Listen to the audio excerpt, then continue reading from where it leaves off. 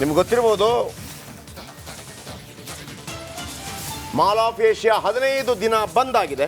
ಮುಂದಿನ 15 ದಿನ ಬಂದ್ ಮಾಡಿ ಆದೇಶವನ್ನು ಬೆಂಗಳೂರು ಸಿಟಿ ಕಮಿಷನರ್ ದಯಾನಂದ್ ಅವರು ಕೊಟ್ಟಿದ್ದಾರೆ. ಮುಂದಿನ 15 ದಿನಗಳ ಕಾಲ 144 ಸೆಕ್ಷನ್ ಜಾರಿ ಅನ್ನುವಂಥ ರೀತಿಯಲ್ಲಿ ನ್ಯೂ ಇಯರ್ ಹೊತ್ತಲ್ಲೇ ಮಾಲ್ ಬಂದ್ ಮಾಡಿ ಆದೇಶವನ್ನು ಕೊಟ್ಟಿದ್ದಾರೆ. ಅಂದರೆ ನ್ಯೂ ಇಯರ್ಗೆ ಓಪನ್ ಇರೋದಿಲ್ಲ, ನಾಳೆಯಿಂದಲೇ ಬಂದ್ ಮಾಡಿ ಕಮಿಷನರ್ ದಯಾನಂದ್ ಆದೇಶವನ್ನು ಕೂಡ ಕೊಟ್ಟಿದ್ದಾರೆ. ಮಾಲ್ ಆಫ್ ಏಷ್ಯಾ ಕನ್ನಡ ಫಲಕ ಹಾಕಿಲ್ಲ ಅನ್ನೋ ಕಾರಣಕ್ಕಾಗಿ ಅಲ್ಲಿ ಭಾಳ ದೊಡ್ಡ ಹೋರಾಟವಾಗಿತ್ತು. ಅದಾದ ನಂತರ ಕನ್ನಡದಲ್ಲಿ ಫಲಕವನ್ನು ಹಾಕಿತ್ತು. ಇದಾದ ನಂತರ ನೋಡಿ, ಇದು ನಿನ್ನೆ ಮೊನ್ನೆ ನಡೆದಂಥ ಘಟನೆ. ಈ ಕಾರಣಕ್ಕೆ ಸಂಬಂಧಪಟ್ಟ ಹಾಗೆ 31/12/2023 15/1/2024 ಹೊಸ ವರ್ಷಾಚರಣೆ ಇರೋದಿಲ್ಲ ಅಲ್ಲಿ. ಅಂದರೆ ಹೊಸ ವರ್ಷಾಚರಣೆ ಸಂದರ್ಭದಲ್ಲಿ ಆಗುವಂಥ ಯಾವುದೇ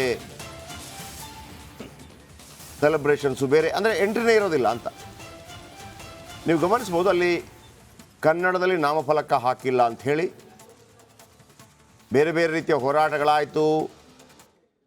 ಮೊದಲು ಹಾಕಬೇಕು ಅಂತ, ಆನಂತರ ಕೋರ್ಟ್ಗೆ ಹೋಗಲಾಯಿತು, ಕೋರ್ಟ್ನಿಂದ ವಾಪಸ್ ಪಡೆಯಲಾಯಿತು, ಅದಾದ್ರೆ ಹೋರಾಟವಾಯಿತು. ಅದಾದ್ರೆ ಹೋರಾಟ ಆದಾಗ ಮಾಲ್ ಆಫ್ ಏಷ್ಯಾದವರು ಕನ್ನಡದಲ್ಲೇ ಹಾಕ್ತಾರೆ, ಒಂದು ದಿವಸ ಮೊದಲು ಕನ್ನಡದಲ್ಲೇ ಹಾಕ್ತಾರೆ.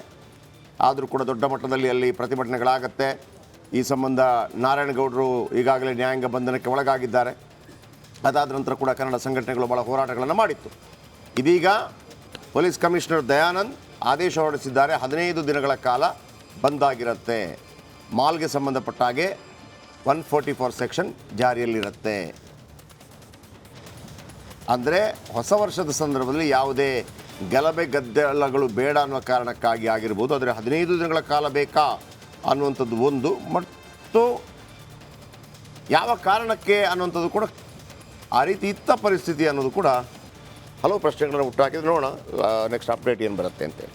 ಎಸ್, 15 ದಿನ ಮಾಲ್ ಆಫ್ ಏಷ್ಯಾ ಸಂಪೂರ್ಣವಾಗಿ ಬಂದಾಗುತ್ತೆ. ಯಾವುದೇ ಹೊಸ ವರ್ಷದ ಆಚರಣೆ ಕೂಡ ಇರೋದಿಲ್ಲ. ಯಾರಾದ್ರೂ ಅಲ್ಲಿ ಮಾತ್ರ ಹೊಸ ವರ್ಷದ ಆಚರಣೆ ಅಂತೇಳಿ ಮಾಲ್ ಆಫ್ ಏಷ್ಯಾಗೆ ಬಂದ್ರೆ ಅದು ಬಂದಾಗಿರುತ್ತೆ. ಇದು ನಗರ ಪೊಲೀಸ್ ಆಯುಕ್ತರ ಸೂಚನೆ, ಇದು ಆದೇಶ ಕೂಡ.